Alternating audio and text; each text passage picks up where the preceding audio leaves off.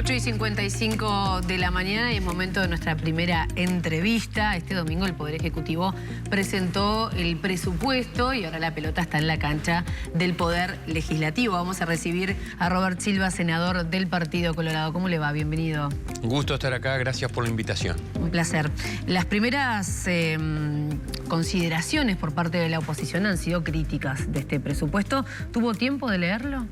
Mirá, yo creo que la primera constatación que tenemos es lo que nos adelantó y lo hizo evidente el viceministro de Economía cuando dijo que el Frente Amplio no va a cumplir, a pesar de que dijo sabremos cumplir, que presenta un proyecto de presupuesto que está muy lejos del programa de gobierno que aprobaron en el Congreso del Frente Amplio. Es decir, hay una clara deshonestidad o improvisación. En cualquiera de los dos casos es grave la situación. Por ejemplo, y hay que marcar. ¿qué puntos? Bueno, por ejemplo, en materia educativa, que es lo que yo más me he movido toda mi vida, se comprometieron al 6+1 y estamos lejísimos.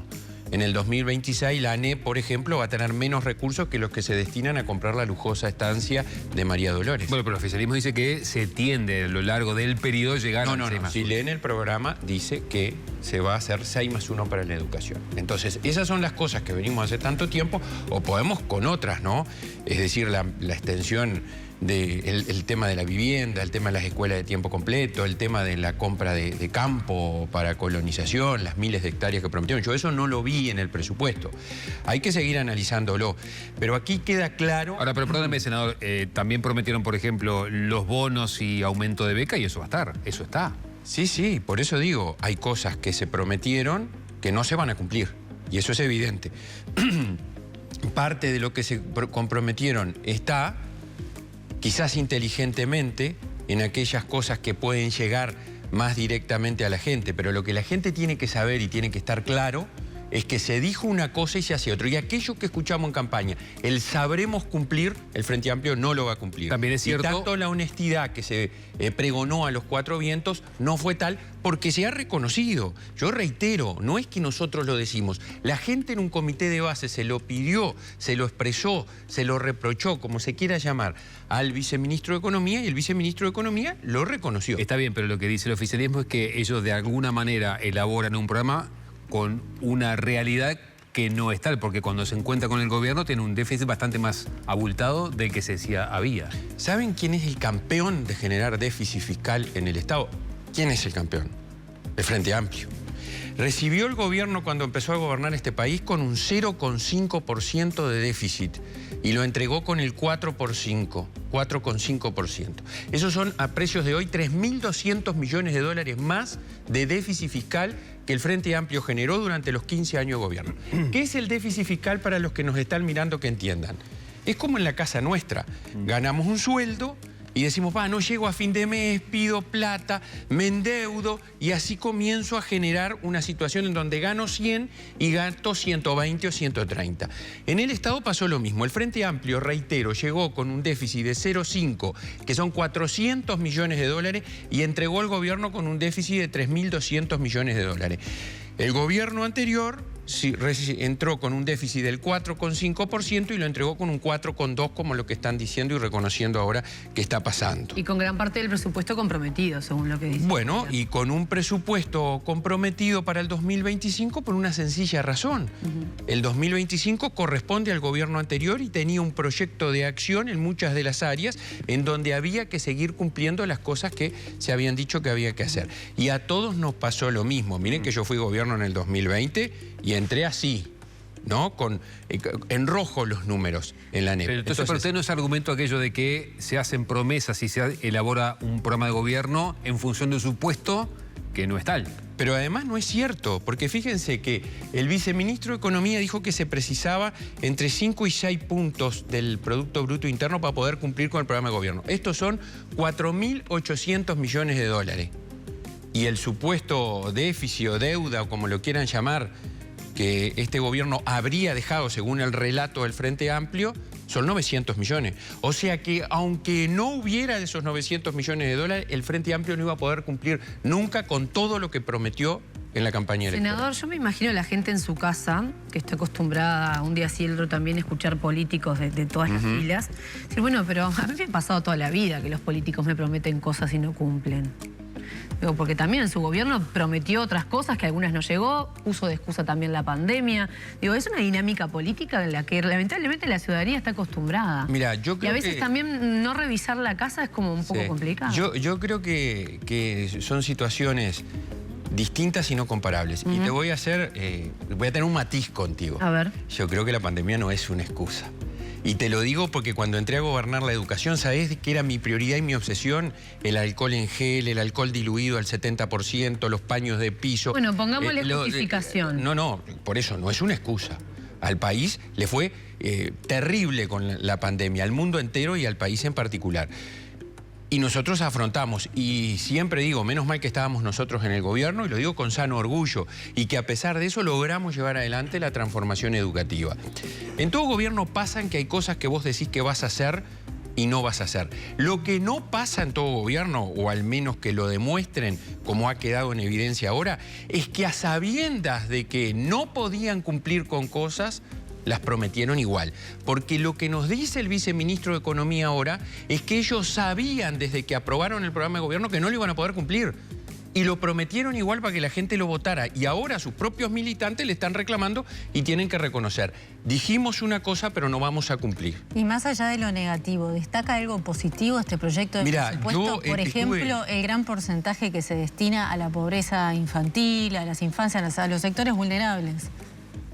Yo te voy a decir francamente, en 25.000 millones de dólares, 140 millones de dólares de incremento, es muy poco. Y de eso un 40% a infancia es más o menos lo que el gobierno pasado destinó extraordinariamente al tema de la infancia, que es un debe, que no pudo el gobierno anterior lograr las cosas que nos habíamos propuesto y este gobierno lo reconoce como un problema porque tampoco en sus 15 años logró erradicar o avanzar significativamente con el tema. O sea que es el mismo porcentaje que destinó el gobierno anterior. Es más o menos, en millones de dólares es más o menos lo mismo. Entonces, nosotros aquí lo que tenemos que hacer es darnos cuenta que hay un conjunto de acciones a desarrollar y yo veo cosas positivas. Por ejemplo, ayer de noche me quedé repasando el mensaje de la ANEP y le digo la verdad que estoy contento.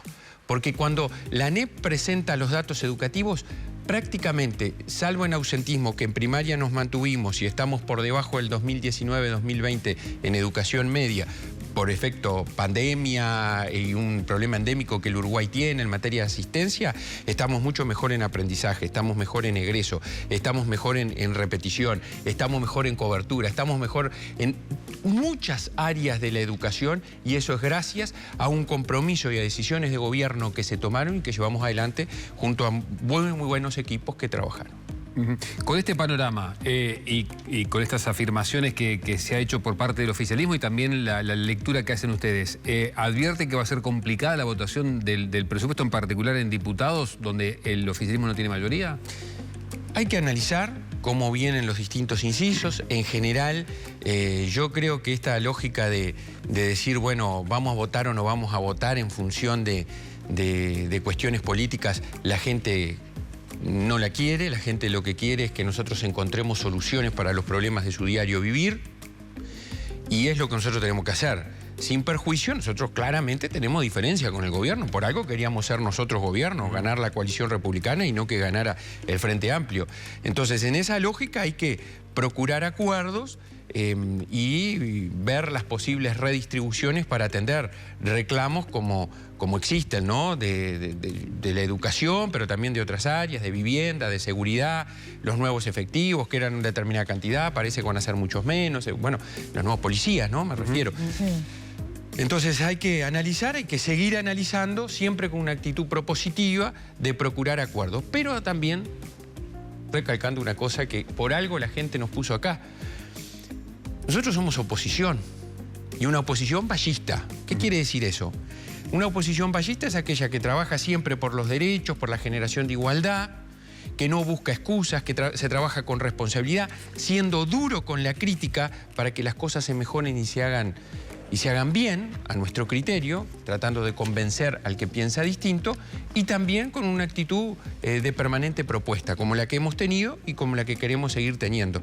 Porque reitero, la gente está cansada que nos estemos peleando entre nosotros, pero eso no quiere decir que nosotros tengamos que ser complacientes o callar la crítica que tenemos, porque también la gente quiere que nosotros marquemos eso, porque cuando uno le marca a un gobierno que las cosas están mal, siempre tiene un fin último que espera que pase, que es que el gobierno recapacite, se dé cuenta, enderece el barco y haga las cosas bien. Hay quienes entienden que esa crítica es apresurada, ¿no? Es decir, el gobierno está haciendo las cosas mal cuando no ha pasado ni un año. Bueno, hemos tenido a varios dirigentes frente ampristas acá que, bueno, hay una oposición apresurada, acelerada en la crítica que viene a trancar y que no está dando tiempo.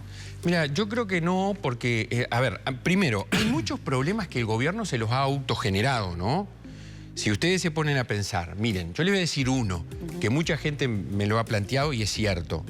El gobierno dijo, hay una deuda millonaria en ACE, en la salud pública. Hay problema con esto, con esto, con esto. Quizás muchas de las cosas tenía razón, sí, había que atender problemas que había. No, yo no digo que no.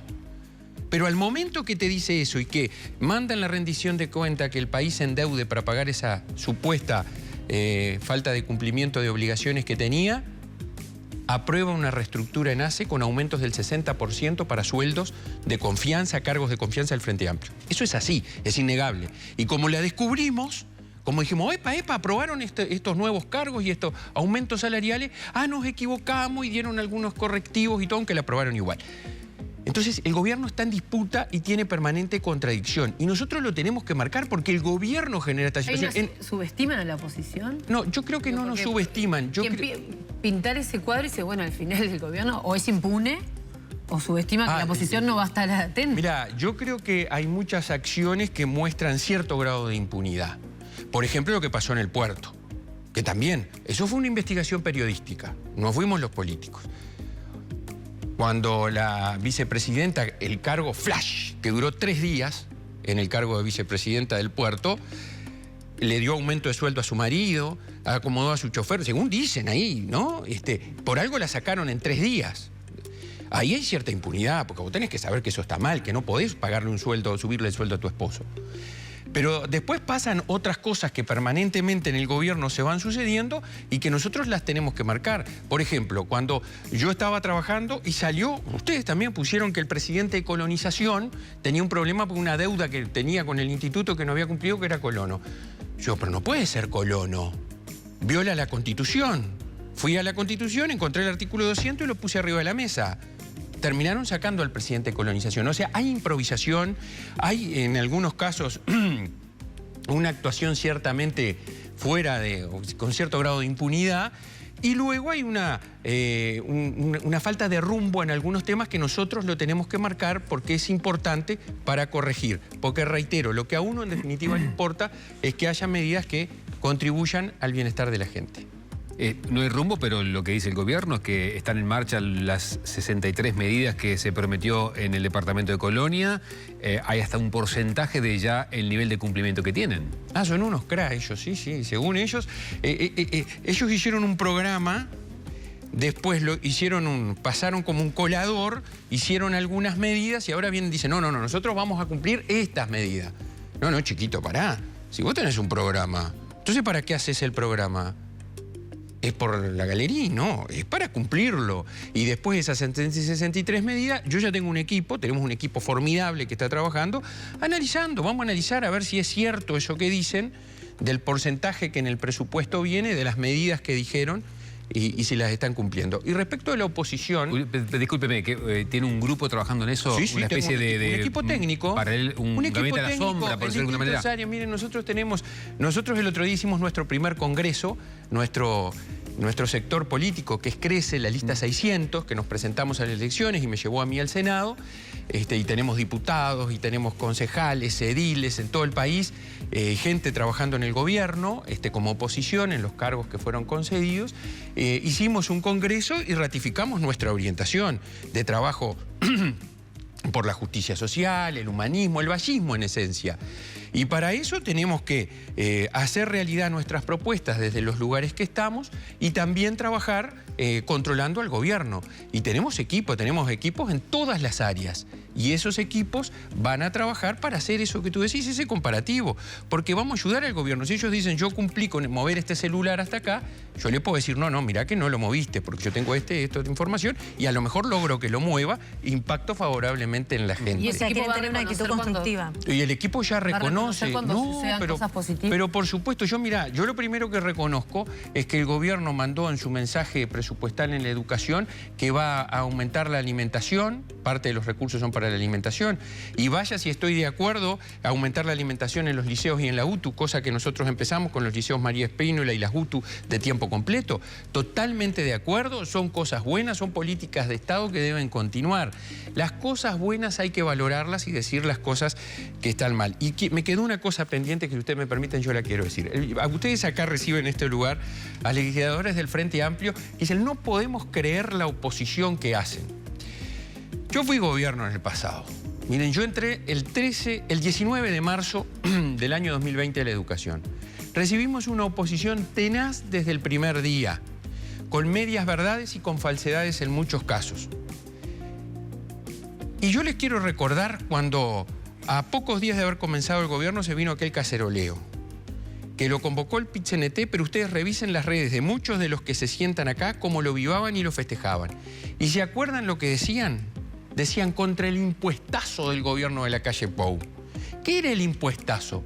Que hubo que subir la luz, el agua, porque el gobierno de Tabaré Vázquez en enero del 2020 en forma irresponsable no lo hizo. Y nosotros en plena pandemia lo tuvimos que hacer. Entonces hay que ser igual. No hay que ser igual. Lo que sí hay que tener es memoria, mi querida, porque si no, no está bien. Vos venís acá, te sentás y decís, están haciendo esto, pero te olvidás lo que hiciste. Y yo te quiero decir, en nuestro caso, y yo hablo por nuestro proyecto político, nosotros somos una oposición responsable, porque hemos presentado, al momento que hacemos la crítica que entendemos pertinente con ese objetivo de que las cosas mejoren, hemos presentado propuestas y hemos logrado acuerdos en muchas áreas. ¿Y cómo le cambiamos la vida a la gente? Que pasa hambre, que se siente insegura, el ausentismo escolar, todos los problemas estructurales que hay en el país. Bueno, se cambia la vida de la gente con decisiones de gobierno que impacten favorablemente en eso. Con propuestas concretas que, por ejemplo, no pretendan refundar cosas que sabemos que vienen bien, sino que las continúen. Por ejemplo, la propuesta de universalizar y de que sea obligatoria la educación de 3 años. Una política de Estado, yo la presenté en el Senado, es una política de Estado. Ahora el gobierno pide algunos recursos adicionales, no tantos porque con pocos recursos se puede universalizar y hacer obligatoria la educación de 3 años. Ahí impacta favorablemente en la vida de la gente, que es lo que la gente quiere. Te lo pongo como ejemplo, ¿no? Impactar favorablemente en el proyecto de libertad sindical que presenté. Pero estamos de acuerdo que se necesitan acuerdos también, Totalmente, ¿no? Y hemos arribado a acuerdos. Yo te voy a poner un ejemplo, el de la caja de profesionales. Yo en eso trabajé mucho por arribar a acuerdos. Tarde también, ¿no? Lo discutimos. Bueno, sí, estoy totalmente... Porque eso está buenísimo, llegaron a un acuerdo, pero cuando tenían la soga al cuello. ¿Y de quién fue la responsabilidad? Yo voy a decir... Del sistema. Fue del sistema. Ahora, el gobierno nuestro, el de coalición republicana, fue el primero que puso el tema sobre la mesa en el 2023. Le dijo, la caja de profesionales se funde, vamos a votar esto. Y ahí el Frente Amplio no votó y salió a criticar. Y ahora, efecto boomerang, le vino a su gobierno y nosotros desde el Partido Colorado tuvimos otra actitud. Yo lo dije en el plenario, yo no vengo acá a decir las cosas y después no le digo. En el plenario del Senado lo dije. Ojalá el Frente Amplio hubiese actuado como ahora estamos actuando desde el Partido Colorado, responsablemente, aportando soluciones y votando cosas que sabemos que hay una cantidad de gente que no le gusta. Pero hay que hacerlo porque hay que salvar el sistema previsional de los profesionales del Uruguay. Porque ¿quiénes son los profesionales del Uruguay? Una parte muy importante de una sociedad que quiere progreso y desarrollo. Es la gente que ha estudiado, que se ha dedicado a distintas áreas, a formarse en distintas áreas de la vida nacional, que es lo que el país necesita para desarrollarse, para crecer. Educación, siempre educación, como nos enseñó José Pedro Bari. Y en ese sentido, usted que sabe del rubro, ¿no le parece positivo la captación de estudiantes que hizo este gobierno para que vuelvan a los centros educativos, que fueron miles? Totalmente, nosotros lo habíamos hecho también. A ver, esto y venía del gobierno anterior, no es de este anterior nuestro. Nosotros lo continuamos del gobierno anterior. Aquello de proteger las trayectorias educativas, ir a la búsqueda de estudiantes. Nosotros nunca Hay un gran mérito que tiene este gobierno en esa captación de estudiantes, que es haber logrado una actuación coordinada y conjunta entre el MIDES, ACE, Salud Pública, la ANEP, el INAU. Eso es una cosa positiva, porque es uno de los problemas que este país tiene, ¿no? Que es aquello de la articulación y la coordinación. Y salí de tu chacrita, porque si no tu chacrita es la que prima, donde ahí yo no digo nada, ni cedo información, ni comparto información, porque cedo poder. Y acá somos medio reacios a hacerlo. Entonces, eso es una cosa positiva. Ojalá sigan por ese camino, yo lo veo bien. ¿Todo bien con la ANEP, entonces? Yo tengo buen vínculo con mucha gente de la ANEP. Estoy preocupado por algunas cosas. Dejo de lado toda esta discusión que se ha dado con las asambleas técnico-docentes y el tema, yo creo que eso distrae y no hace bien, es un disparate. A ver, ¿a quién se le ocurre que vamos a dejar de celebrar las fechas patrias, los desfiles, la promesa de la bandera, los abanderados? Son cosas que yo doy por descontado que la autoridad educativa, aunque venga la propuesta, no lo va a tomar en cuenta. ¿Y qué le preocupa? No, a mí lo que me preocupa es el proceso de transformación curricular, es decir, los planes, los programas, lo que los chiquilines tienen que aprender y cómo aprenden, cómo se enseña, que es el gran cambio que nosotros hicimos. Un sistema educativo cambia cuando cambia los planes, los programas. Y esto a mí me gusta hablar sencillo y trato de hacerlo para que entiendan, para que nos entendamos todos. A ver, esto no es dejar de enseñar historia, geografía, física, química. Enseñando historia, geografía, física, química, el desarrollo de competencias para la vida, que son bien importantes. La comunicación, el aprender permanentemente, el pensamiento crítico, el pensamiento creativo, entre tantas otras cosas que las 10 competencias tienen para la vida. Yo aprendo contenido, aprendo desde las asignaturas, pero desarrollo competencias para la vida, para construir mi proyecto de vida. Y a mí lo que me preocupa es que hay fundamentalismos ortodoxos de siempre. Fíjense que hay algunos que dicen, primaria tiene que volver al plan 2008. Por favor, no hagan eso. Por favor, que el Frente Amplio no cometa el mismo error que hizo en el 2005-2006 con la reforma educativa liderada por Germán Rama, que la decapitó. Y la educación no estaría como está hoy si el Frente Amplio no hubiese hecho eso. ¿Y por qué lo hizo? Para no tener conflicto y ceder entre las presiones de las corporaciones. Que muchas hay que tener muy buen diálogo, lo tuvimos, sí, pero no siempre hay que hacer lo que algunos que tienen concepciones a nuestro criterio y respetuosamente perimidas pretenden que se haga. Bien, nos queda un minuto y solamente le pido una evaluación sobre lo que puede llegar a pasar en el presupuesto, porque el partido no se va a jugar en el Senado, donde el Frente Amplio tiene mayoría, el oficialismo tiene mayoría, se va a jugar sí en diputados. ¿Ustedes están buscando alguna forma de coordinación con Cabildo y con la gente de Salle para votar de alguna manera en forma monolítica por sí o por no el presupuesto? Yo creo que primero hay que analizar. Primero nosotros ayer ya tuvimos nuestra primera reunión con los técnicos. Ahí tiene que haber, como tú decís, una coordinación entre senadores y diputados. Tiene que haber primero una coordinación partidaria y una coalición y una coordinación dentro de la coalición republicana. Yo soy partidario que se instale un ámbito en donde esté toda la coalición republicana y podamos coordinar y conocer las propuestas concretas. Más allá de los... Incluyendo a Cabildo. Incluyendo a Cabildo, por supuesto. Cabildo... Mieres dice que ya no es más de la coalición. ¿Quién? Mieres dice que Cabildo ya no es más de la coalición. Bueno, a ver, Cabildo, yo no escuché nunca a Cabildo decir que ya no es más parte de la coalición. Lo que escuché a Manini en algún momento decir que en la oposición la coalición republicana capaz que ya no tenía el mismo sentido que cuando éramos gobierno. Por supuesto que las cosas han cambiado. No es lo mismo ser gobierno que ser oposición. Creo que por los intereses de la gente que representamos, la coalición tiene que actuar unida y procurar la unidad en su accionar con coordinación y articulación. ¿Por qué? Porque la gente no votó desde la perspectiva de la coalición republicana. A los que votaron a Cabildo Abierto, yo les pregunto, ¿cómo votaron? Votaron desde un programa general que aglutinó todos los partidos de la coalición. O sea que yo creo que es el camino que hay que seguir. Desde el Partido Colorado estamos en esa línea, pero sobre todas las cosas también, y lo quiero decir, reivindicando nuestra identidad partidaria. Perfecto. Robert Silva, senador del Partido Colorado, gracias por la visita. Gracias a ustedes por la oportunidad.